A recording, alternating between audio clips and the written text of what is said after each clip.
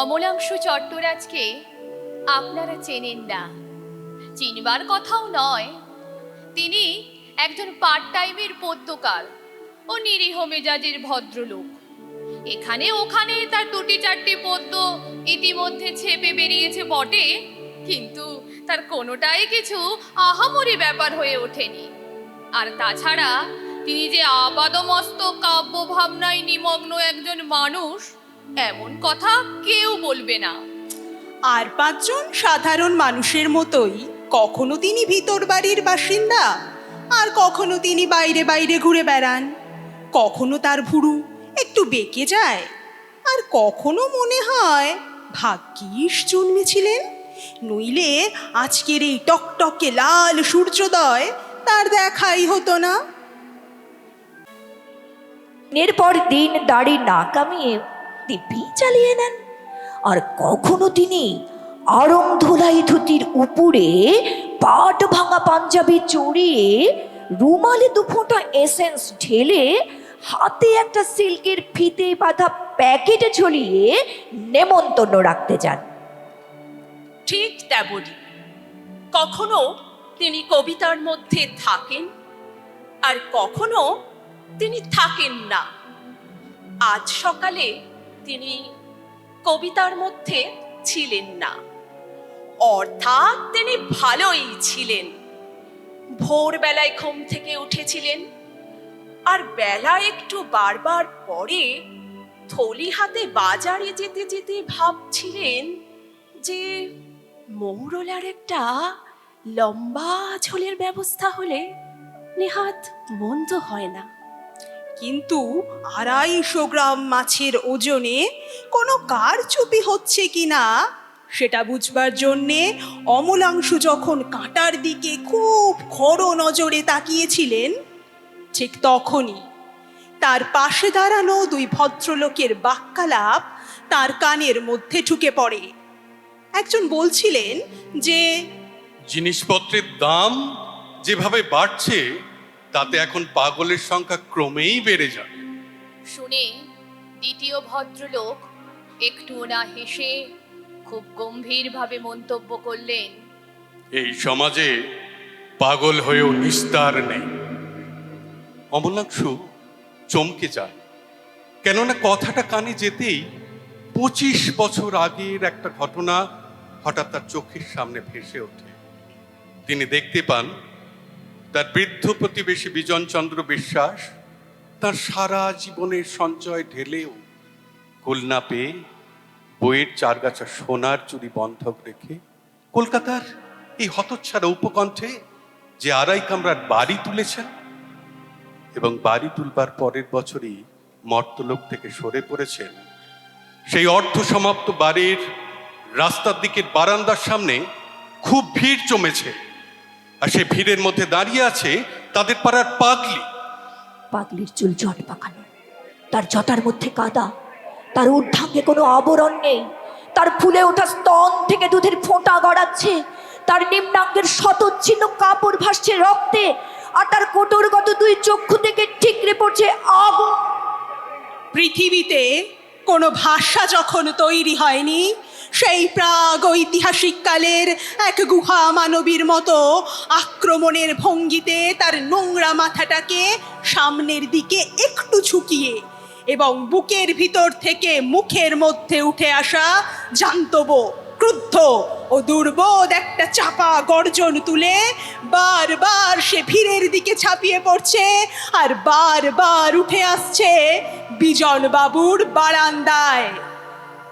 বছর 3 আগেই যিনি গত হয়েছেন, সেই বিজনচন্দ্রের বারান্দায় ছেঁড়া এক ফালি চটির মধ্যে যে রক্তমাখা মাংসপিণ্ডের উপরে থিক থিক করছে মাছি, আদিম কোনো অন্ধকার রাতে গঙ্গা এই উন্মাদিনীর পেটের মধ্যেই যে তাকে বপন করা হয়েছিল, এটা বুঝে নিয়ে দারুণ রকমের মজা পেয়েছে এই পাড়া সেই মানুষরা যাদের রক্তে কোনো পাগলামির বীজ নেই।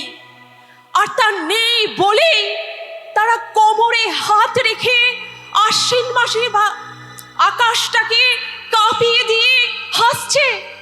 আর তা নেই বলেই তারা কোমরে হাত রেখে আশ্বিন মাসের আকাশটাকে কাঁপিয়ে দিয়ে হাসছে। আর তা নেই বলেই তারা কোমরে হাত রেখে আশ্বিন মাসের আকাশটাকে কাঁপিয়ে দিয়ে হাসছে। আর তা নেই বলেই তারা কোমরে হাত রেখে আশ্বিন মাসের আকাশটাকে কাঁপিয়ে দিয়ে হাসছে। পর্যটন বিভাগের বিজ্ঞাপনের ছবির বাইরে যেরকম আকাশ আর আজকাল চোখেই পড়ে না, কে জানে কেন ঈশ্বরও এই হতকুচ্ছিত শহরের উপরে সেদিন ঠিক সেই রকমের টলটলে নীল আকাশ তৈরি করে তুলেছিলেন। আশ্বিনের সেই আকাশে সেদিন কালো ময়লা কাঁথাকারির কোনো চিহ্ন ছিল না। আর সেই আকাশের মধ্যে সঞ্চরমান লঘু শুভ্র জনহীন মেঘগুলোকে দেখে মনে হচ্ছিল যেন কোভালমের শান্ত সমুদ্রের মধ্যে ধপধপে সাদা পাল তুলে দিয়ে এক ঝাঁক প্রমোদ তরণী খুবই আলস্য ভরে ভাসছে। বাতাসে ভাসছিল আসন্ন উৎসবের অগ্রিম সৌরভ। অমলাংশু বুঝতে পারছিলেন যে এই সব দিনেই কলকাতার মধ্যবিত্ত মানুষদের কি জানি কেন হঠাৎ হঠাৎ মনে পড়ে যায় ছেলেবেলায় দেখা ছোটনাগপুর আর সাঁওতাল পরগনার শাল জঙ্গল, পাহাড়, নদী আর ঝর্ণা ধারার কথা।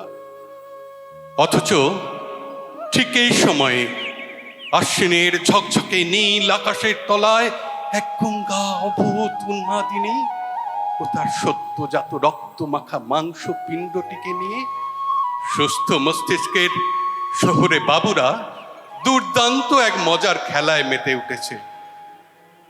অমলাংশুর আরো মনে পড়ে যায় যে জনতা যখন হাসতে হাসতে এর ওর গায়ে গড়িয়ে পড়ছে, বিজন বাবুর বাড়ির ভিতর থেকে তখন ছিটকে বেরিয়ে এসেছিল তাদের কাজের মানুষ পারুল বাবু।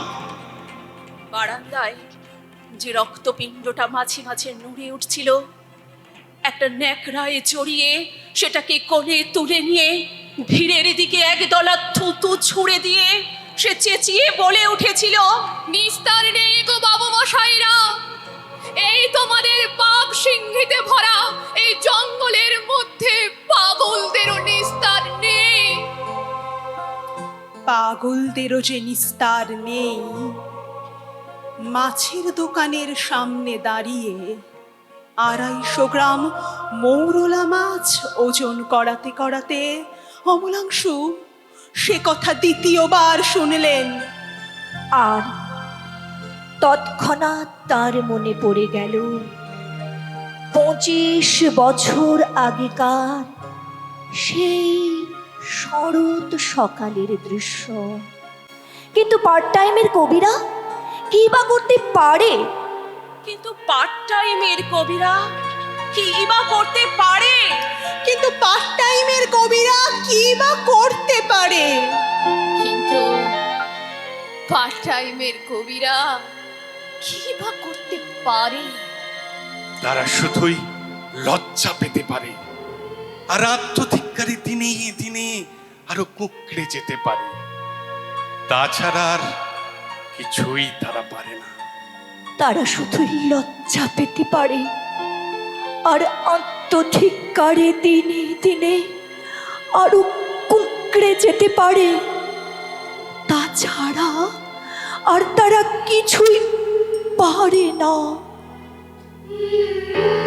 আর তাই 25 বছর আগে যেভাবে ফিরেছিলেন বাজার থেকে অমলাংশু আজও মাথা নিচু করে ঠিক সেইভাবেই তার বাড়ির পথে আবার পা বাড়িয়ে দেন।